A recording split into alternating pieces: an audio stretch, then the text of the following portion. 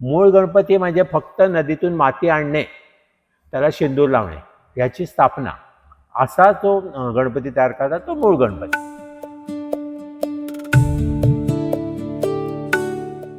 काळानुसार सगळंच बदलत चाललंय. हे जरी मान्य असलं तरी काही गोष्टी कधीच बदलत नाही.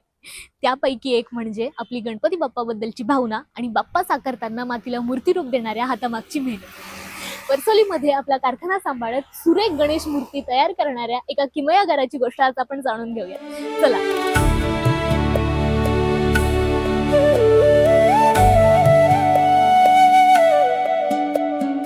विलास मोरेश्वर उकरुळकर. माझं वय आता 67 वय आहे. माझं नाव सुभाष दत्तात्रय घरत. आता वर्सोलीमध्ये आपला गणपतीचा कारखाना आहे. कारखाना सन 1989 म्हणजे मोठा पूर आला होता ना, वादळ वारं पूर झालं, त्यावेळेपासून चालू केलेलं आहे.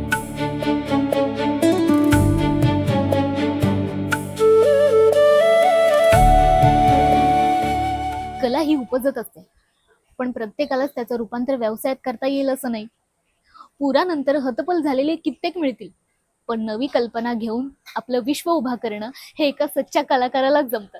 आणि हे काकांकडे पाहून लक्षात येतं. आम्ही इथे बनवतो शाडू मातीचेच, पण डिमांड जास्त असतात, लोकांना पेंटिंग वगैरे आवडते, याकरता मग POPचे पण आणायचे चालू केले आणि मग ते पेंटिंग करून आम्ही देत असतो.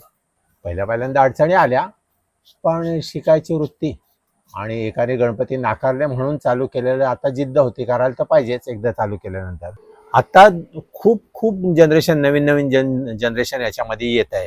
खूप चांगलं आहे ते, कारण आपली कला आहे ती आपणच जपायला पाहिजे. पण ते जपताना मात्र एवढं सांगायला लागेल, आपण कलेच्या नावाखाली बाप्पाचं विडंबन तर करत नाही आहोत ना.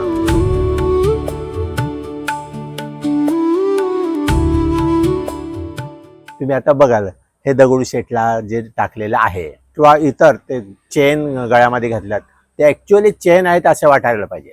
तर वेगवेगळ्या प्रकारचे जे मूर्त्या प्रचलित आहेत त्यांना कसे दागिने घालायचे ते साधारणपणे मनामध्ये ठरलेलं असतं, त्याप्रमाणे. आणि ते बहुतेक दागिने हे करतो त्यावेळेला शक्यतो तशा स्वरूपाच्या आवट्या म्हणजे दागिन्यांचे मोल्ड आहेत, नाहीतर आणि जर जरा वेगळ्या पद्धतीचं करायचं झालं तर ते हाती तयार. श्री गणेशाची मूर्ती पाहून मन प्रसन्न होतं, पण त्यामागच्या मेहनतीची गोष्ट मात्र थक्क करून जाते. आमच्या या सिरीजच्या माध्यमातून मूर्तिकारांच्या कष्टाला, मेहनतीला तुमच्यापर्यंत पोहोचवण्याचा आमचा प्रामाणिक प्रयत्न कसा वाटतो हे कमेंटमध्ये नक्की कळवा. भेटूयात नव्या ठिकाणी नव्या मूर्तिकारासह.